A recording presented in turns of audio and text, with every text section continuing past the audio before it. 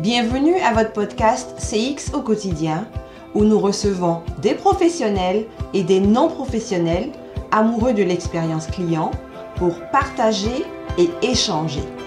Mon nom est Julie Tano-Lawson, je suis votre animatrice et je vous souhaite une très belle écoute. Bonjour à toutes et à tous d'être là aujourd'hui pour ce nouvel épisode de CX au quotidien. Nous sommes déjà à notre saison numéro 3. On reçoit aujourd'hui Charlotte Kenneth. Bonsoir, Charlotte. Bonsoir Julie, merci pour l'invitation. Ça me fait grand plaisir. Comment tu vas? Ça va bien, merci. Alors, avec Charlotte, aujourd'hui, on va parler d'un sujet très peu connu. On va dire ça comme ça, ok? Les communautés de marque au service de l'expérience client. Avant de commencer, Charlotte, est-ce que tu peux nous parler un peu de toi? Bien sûr, c'est mon sujet préféré à côté des communautés de marque et de l'expérience client, donc ça va. Donc oui, Charlotte Kenneth, j'habite à Londres. Je suis suisse d'origine, suisse francophone. Il faut que je fasse un petit caveat que j'ai pas l'habitude de discuter de ce sujet en français. Donc si je dis des anglicismes, c'est pas parce que je me la pète, c'est parce que je sais pas comment est-ce qu'on en parle en français. Voilà. En parlant de communauté en général ou tout ce qui est expérience client, ça a toujours été au centre de ma carrière. J'ai commencé adolescente en étant présidente d'un fan club. Okay. Et quand j'ai commencé école de commerce, donc j'ai fait mon école de commerce à Lyon, j'ai décidé de faire mon mémoire de recherche sur comment les marques peuvent utiliser les communautés pour améliorer leur stratégie marketing. À l'époque, j'étais à fond sur les forums, donc ça c'était avant l'ère Facebook, Twitter qu'on connaît aujourd'hui. Et j'ai commencé ma carrière dans le jeu vidéo, puis ensuite dans le consulting. Et c'est vrai que les communautés de marque, ça a toujours été au centre de ce que je fais.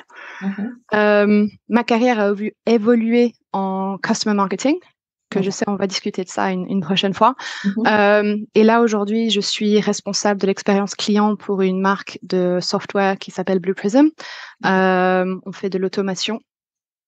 Et la communauté fait partie de la stratégie de l'expérience client globale à côté de Voice of Customer et de Customer Marketing. Donc ça, c'est un peu pour moi, mon background et qu'est-ce que je fais là aujourd'hui. Alors, qu'est-ce que tu fais là aujourd'hui? C'est quoi une communauté de marque? Alors, une communauté de marque. Le community management, c'est un sujet dont on entend parler depuis bien 10-15 ans, enfin avec l'avènement et le développement des réseaux sociaux. Le community manager, spécialement dans les espaces francophones, sont vraiment vus comme la personne qui fait des blagues sur Twitter ou Facebook. Mais historiquement, le community manager, c'était vraiment une personne dont le rôle est de fédérer des communautés. Donc, pour les francophones, on connaît tous le Doctissimo, le jeuxvideo.com. En Angleterre, on a NetMums, qui est le site internet, qui était le site internet le plus influent de UK, qui a informé certaines élections. Une communauté de marque, c'est un groupe de personnes qui ont une passion en commun. Et en général, justement, ça peut être une marque ou un produit. On connaît bien sûr tous les fans, les Apple fanboys, etc.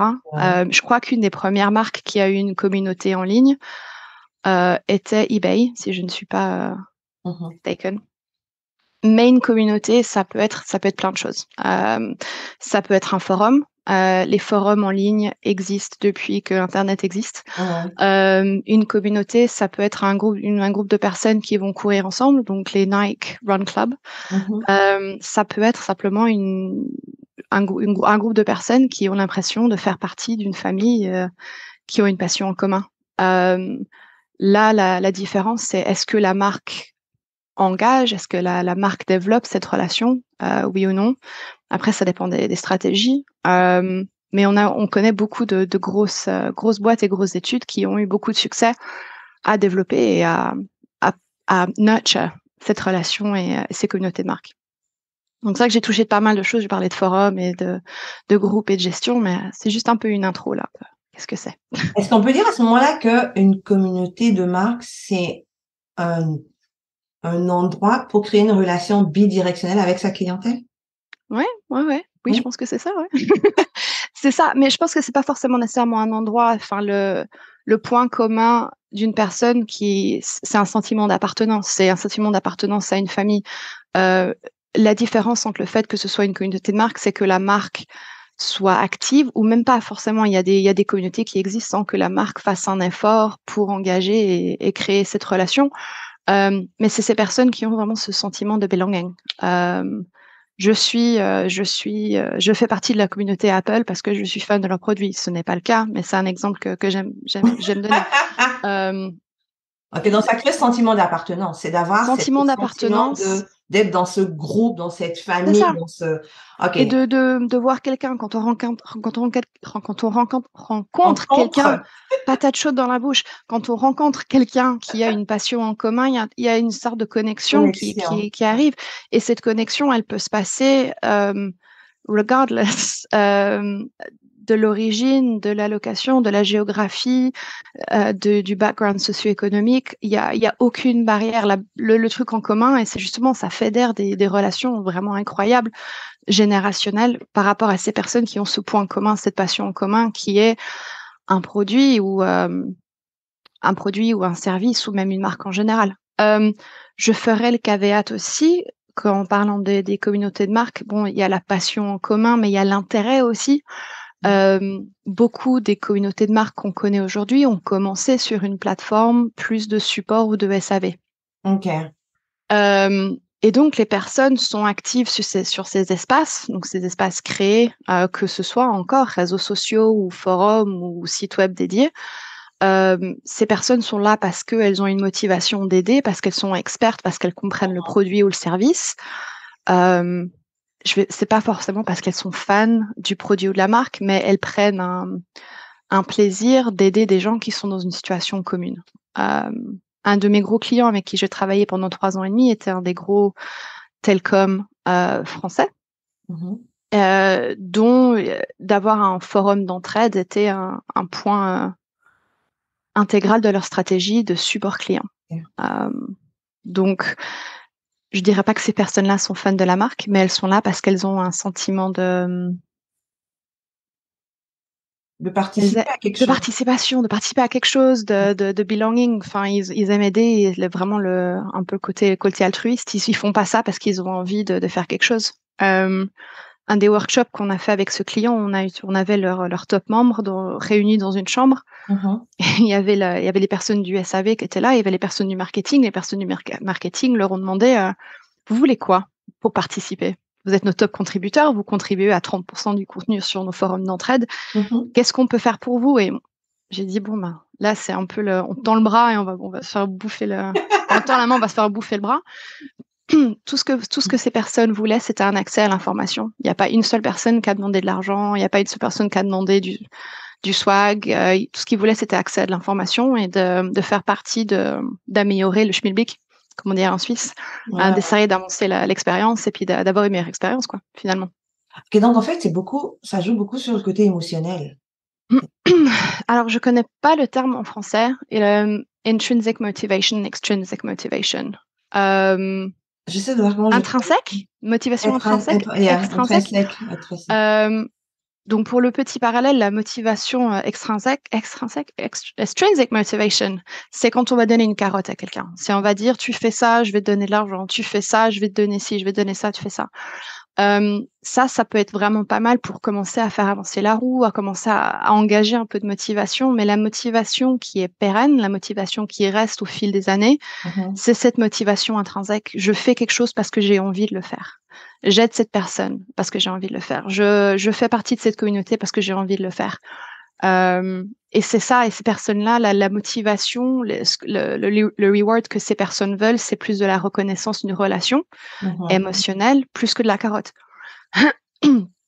Un exemple que j'aimais beaucoup dire quand j'étais dans mes années de consulting, c'est qu'il y a 2 façons de donner un cadeau à quelqu'un qui est parti d'une communauté de marque. Il y a une façon qui va faire que cette personne va te détester pour toujours, et une autre qui va faire que cette personne va t'adorer. Ok. Donc l'idée, c'est toi, Julie, tu passes, excuse-moi, Julie, tu passes toutes tes soirées sur le forum ou sur la communauté d'une marque lambda. Trouvons un exemple. La Roche-Posay. La seule raison pour laquelle je dis ça, c'est que j'ai ma crème pour les mains. Tous les soirs, Julie, toi, tu es sur la communauté La Roche-Posay et tu parles de produits de beauté parce que c'est ton kiff, tu aimes ça. Donc moi, je suis community manager La Roche-Posay et je vais dire, Julie, merci pour tout le temps que tu dédies à cette communauté. Merci pour toutes les astuces. Merci pour tout l'argent que tu nous sauves parce que ça coûte très cher d'avoir des agents de service client. Je vais te donner un t-shirt. Quoique non, je vais t'envoyer un t-shirt par la poste.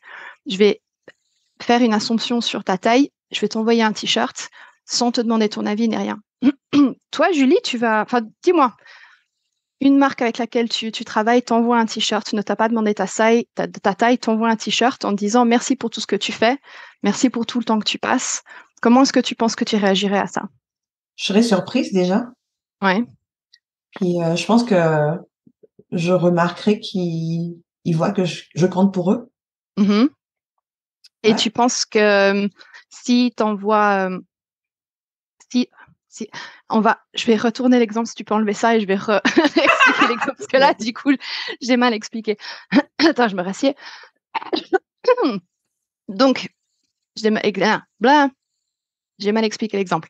Donc, il y a deux façons pour donner un cadeau, une forme de reward à quelqu'un qui est actif sur une communauté de marque. Il y a une façon qui va faire en sorte que cette personne va t'apprécier et apprécier les relations que tu as avec, et une autre qui va faire que tu vas la vexer et tu vas détester. Donc, imaginons que moi, je suis community manager et j'envoie à un de mes top membres, je leur envoie un t-shirt taille triple XL et j'envoie sur l'email, chère Julie, merci pour tout le temps que tu passes à aider les gens sans qu'on te demande rien. Obviously, pas écrit comme ça, mais insinuant que tu passes beaucoup de temps. Voici ce t-shirt. Voilà. Donc, il y a toujours un risque que la personne qui reçoit ce t-shirt se dit, déjà, de 1, tu m'envoies un triple XL, merci, ok. De 2, tu m'as pas demandé si je voulais un t-shirt, parce qu'au final, j'ai 25 t-shirts de marque, je m'en fiche un peu. Et bon, si tu penses que tout le temps que je passe à aider sur ton forum, à parler avec d'autres personnes, ça vaut un t-shirt, ça risque d'un peu les vexer. Ouais. Alors que tu as une autre façon où tu peux aller vers un membre et lui demander et dire hey Julie, j'ai réussi à avoir le swag cabinet de mon équipe marketing. J'ai quelques t-shirts, est-ce que ça te dirait? La psychologie, là, c'est que tu changes complètement la relation et l'approche, où c'est Julie, j'ai pensé à toi. J'ai quelque chose, j'ai pensé à toi. Je te donne l'option de dire oui ou de dire non, mais aussi tu mets pas une équivalence entre le t-shirt et tout le temps que tu passes. Et pareil, c'est cette psychologie de jouer avec de discuter avec les gens. C'est une approche très différente. Et donc, du coup, quand on parle de motivation et de reward, là, c'est une forme de reward qui est plus tu joues sur l'émotionnel, sur la motivation intrinsèque. On a une relation tellement privilégiée entre toi et moi que je pense à toi. Alors que si tu joues sur la motivation extrinsèque, ça fait, écoute, tu passes 25 heures sur mon forum, je te donne un t-shirt. Si tu passes 50 heures sur le forum, je te donne un chapeau, tu vois. Donc, c'est un peu ce côté-là où comment tu approches les gens et comment tu travailles sur cette motivation-là. Ok. Ça peut casser aussi, en fait, de rendre ça très carotte. Ça peut dégoûter un peu facilement la personne qui est comme, ok, d'accord, en fait, ils ont rien compris de la raison pour laquelle je suis sur le forum ou je suis dans cette communauté.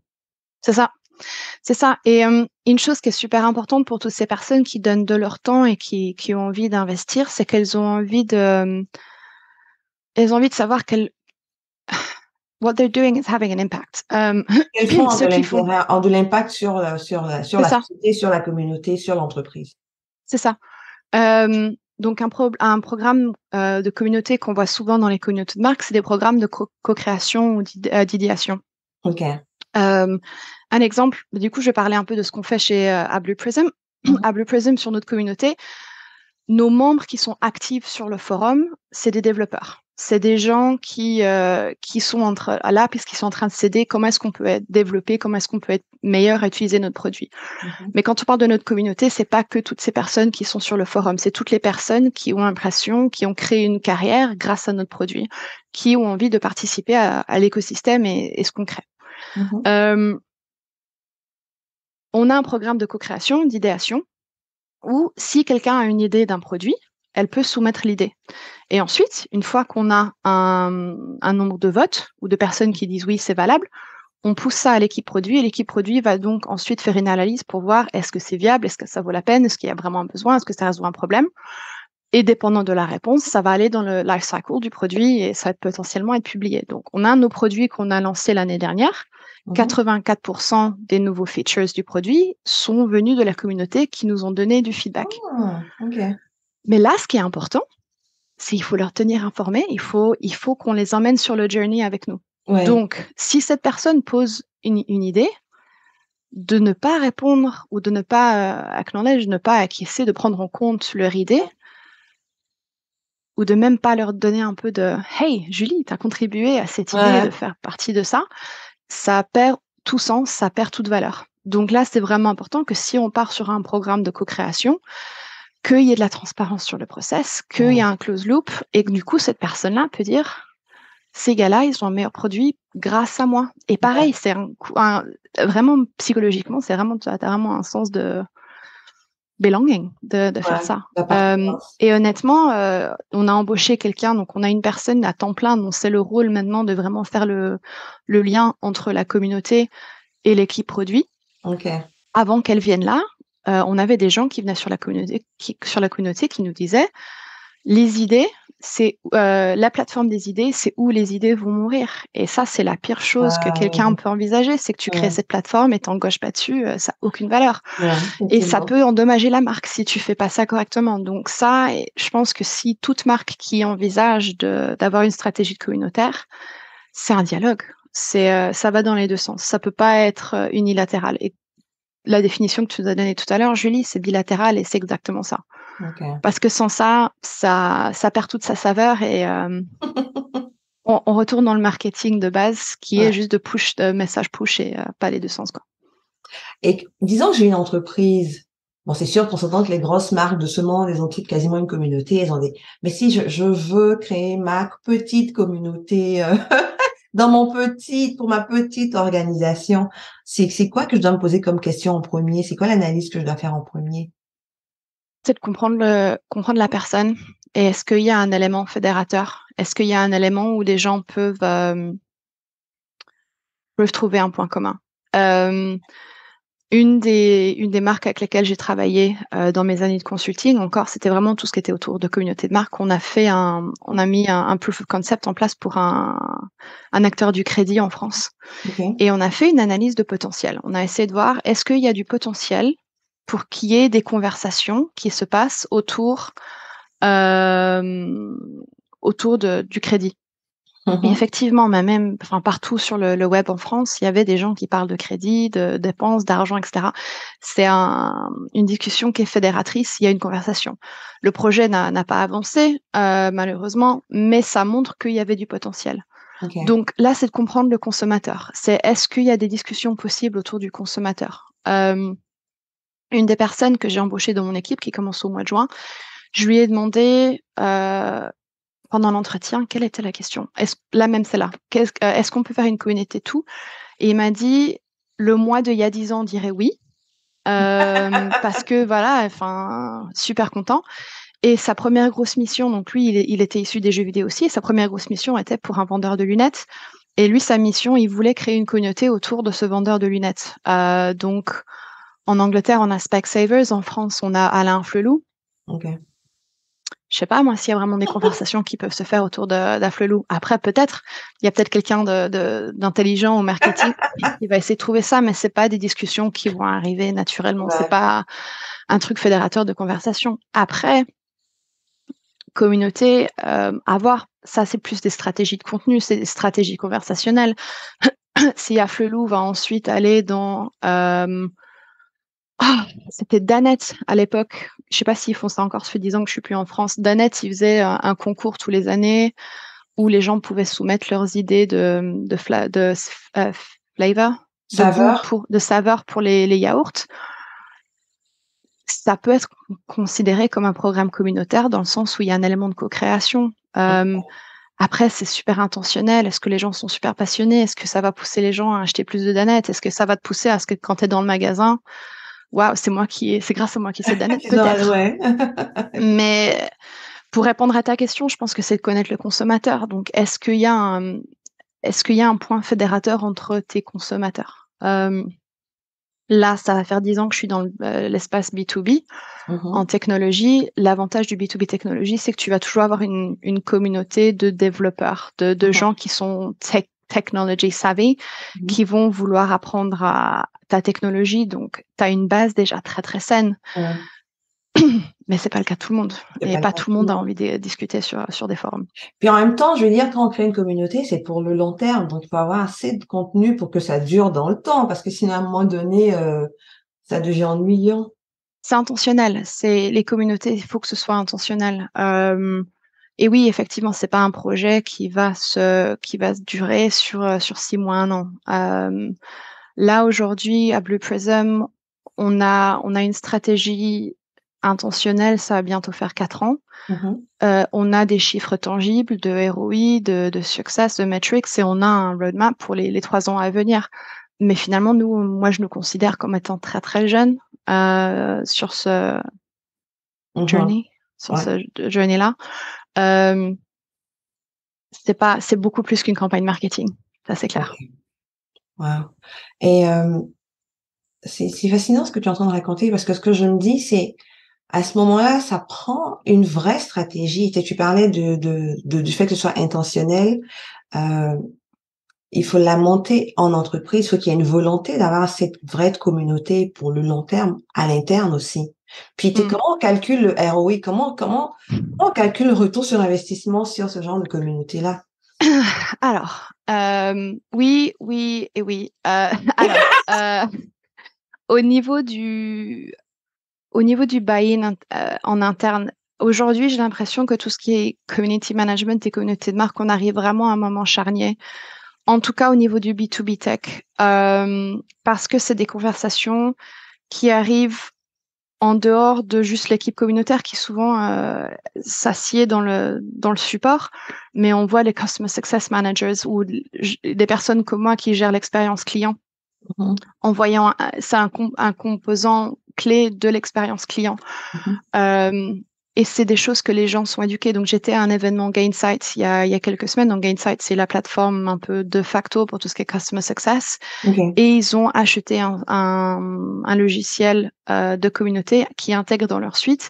Et ils se disent, pour tout ce qui est post-sale management, la communauté doit faire partie de ces stratégies parce que c'est justement ce côté fédérateur. Je réponds pas à ta question. Donc, ça dépend du business case. Donc, historiquement, les communautés de marque commencent par un côté de support client. La raison pour laquelle, c'est parce que c'est un ROI qui est assez facile à prouver. Je parlerai de ça dans un moment. Mais aussi, c'est où les gens vont venir vouloir avoir cette conversation bidirectionnelle dont tu parlais. T'es une marque, tu veux créer un dialogue entre clients. Tu ouvres ta plateforme, tu vas sur les réseaux sociaux, tu crées ton truc. Si tu as un problème dans ton produit, si tu as un problème dans ton expérience, si ton produit est cassé, si ta marque a des problèmes d'image, les gens vont pas vouloir te parler de saveur de yaourt. Ils vont te dire fondamentalement, il y a un problème. Et tu regardes ta pyramide de Maslow, avant de partir en co-création, d'imagination, co-ownership, machin et tout, si ton expérience de base est pas satisfaisante, tu vas jamais aller sur ce côté fédérateur de sentiment de belonging, etc., etc. Et c'est pour ça que finalement, ces communautés d'entraide, donc ce client avec lequel je travaillais en France, c'était un use case support. Et l'avantage du use case support, comme je disais, c'est très facile de mesurer le ROI. Donc pour nous, pareil, à Blue Prism, on utilise la méthodologie du TSIA, où on interroge les gens qui viennent sur la communauté, on leur dit pourquoi est-ce que vous êtes venu aujourd'hui? Ils disent, voilà, je suis venu pour trouver une résolution à mon problème, je suis venu pour me faire des potes, je suis venu pour avoir des idées. Bref, si je suis venu pour avoir du support, après, on va leur demander, est-ce que vous avez trouvé résolution à votre problème, oui ou non? Et s'ils disent oui, est-ce que ça vous a évité d'ouvrir un ticket? Donc, si on imagine, donc là, c'est pas notre chiffre, mais si on imagine qu'un ticket vaut $100 par ticket résolu, et qu'ensuite on a 2000 personnes qui nous disent oui, ça m'a évité d'ouvrir un ticket, après, c'est très facile de faire cette corrélation. Ouais. Et après, tu peux extrapoler en disant, OK, bon, on a seulement interviewé genre 10% des personnes qui sont venues sur le site. On peut ensuite, pareil, extrapoler et regarder, voici le bénéfice total. Ouais. Donc, pareil, moi, quand je vais voir mon management, je leur dis, si on regarde que le use case support, nous, on a réussi à sauver un demi-million en faisant ça. Mais aussi, on a réussi à co-créer. Ouais. On a des use cases de co-création, on a des use cases d'influence de revenus. Donc, on arrive à voir les gens qui viennent sur la communauté sont des gens qui dépensent plus avec nous. Et ça, on arrive à le corréler. Donc ça, c'est finalement, si tu arrives à intégrer ça dans ton parcours utilisateur, c'est pas super compliqué. Mais il faut savoir que ça existe et ça faut savoir comment le mesurer et parler de façon stratégique. Au niveau du buy-in, effectivement, ça reste la communauté de community manager est une communauté très passionnée. Je crois qu'on est tous un peu bizarres.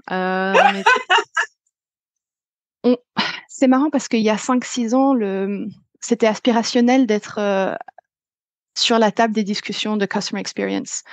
Et pareil, c'était genre, ce serait tellement bien si on avait des gens qui, au niveau de la direction de l'expérience client, voient les stratégies communautaires comme étant une stratégie viable pour l'expérience client. Et on y arrive gentiment. Donc, je vois quelqu'un avec qui je discutais qui était directeur de la communauté, qui, pareil, aujourd'hui est responsable de l'expérience client dans un gros tech vendor. Aujourd'hui, quand on parle de discussion, en tant que professionnel dans l'expérience client, il y a de plus en plus de personnes qui ont un background ou qui ont eu des responsabilités de community management à un moment. Donc, je pense qu'on arrive vraiment à une évolution de la fonction. Ouais. Mais oui, si c'est intéressant, je peux donner certaines ressources. Je connais pas de ressources francophones. Il y a le blog du modérateur en France, que je connais, qui est vraiment pas mal. Okay. Mais sinon, des ressources anglophones, il y a 3 ou 4 institutions qui existent, qui peuvent éduquer n'importe qui sont de l'expérience client et juste avoir un peu ce mindset un peu plus ouvert à l'expérience client, au community management. On va mettre les liens dans c'est ça. Ouais, dans les show notes. C'est ça, exactement, je cherche le mot en français. Les notes du spectacle. Non, c'était pas un spectacle. Dans la description, on va mettre les notes dans la description de l'épisode. Ok. Écoute, le temps file tellement. On va finir avec les couacs. C'est quoi les couacs que tu remarques parfois dans la gestion de communauté, dans le community management, dans la communauté de marque en fait? On va reprendre un peu sur ce dont on a discuté jusqu'ici. Je pense pas qu'on puisse faire une communauté sur tout, ou alors faut être vachement smart et vraiment avoir les bonnes personnes qui soient. Il faut voir est-ce que c'est quelque chose qui est prône à la discussion et parfois se dire non, c'est peut-être pas la bonne stratégie pour nous, c'est bon, hein, ça autant pas perdre du temps. Tout ce qui est rewards, etc. Pensez aux stratégies de gamification. Éviter de mettre des carottes pour tout parce que du coup, ça va finir par être très très cher comme programme. Éviter de trop structurer.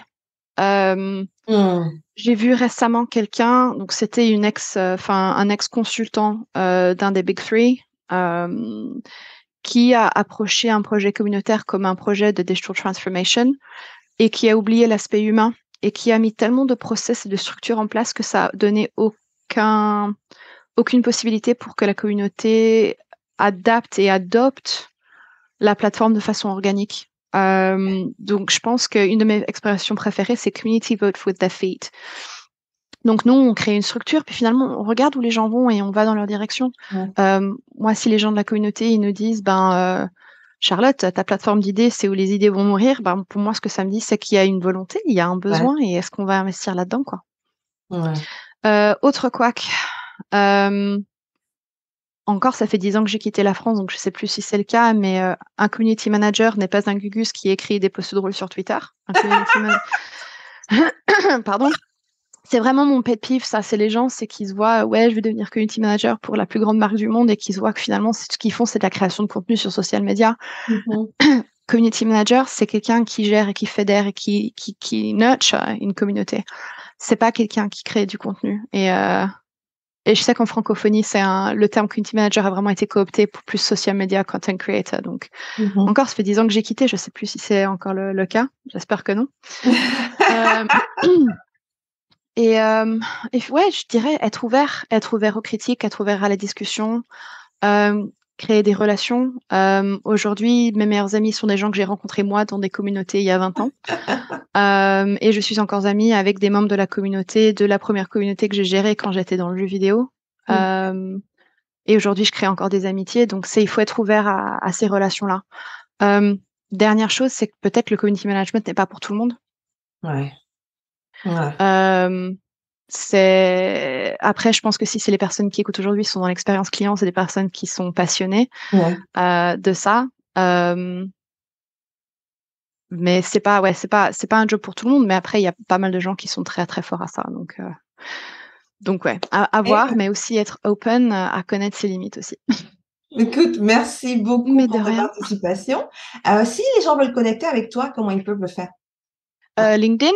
Donc Charlotte Canette sur LinkedIn. Je poste beaucoup de contenu où je suis très opinionated sur tout ce qui est justement community management et customer marketing dans le monde de l'expérience client.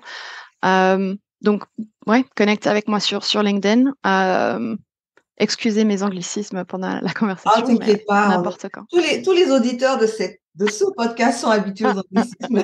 À un moment ou à un autre, on en sort. Je dis, ce sont des termes qui sont généralement plus anglophones. Ce sont des activités qui sont d'abord anglophones. Donc, la plupart des termes aussi sont anglophones. Il n'y a pas toujours forcément une traduction précise en français. Sinon, c'est qu'on la connaît pas. Voilà. Elle n'est pas assez utilisée pour être connue. Twitter, je n'y vais plus vraiment. Même avant tout le débâcle Elon Musk, malheureusement, c'est plus vraiment une plateforme que j'utilise beaucoup, mais LinkedIn beaucoup plus en ce moment. Donc, c'est peut-être le meilleur endroit où me coopter pour une discussion. Alors, n'hésitez pas à connecter avec Charlotte Kenneth. Je vous remercie d'avoir été avec nous encore aujourd'hui et on se revoit dans 2 semaines.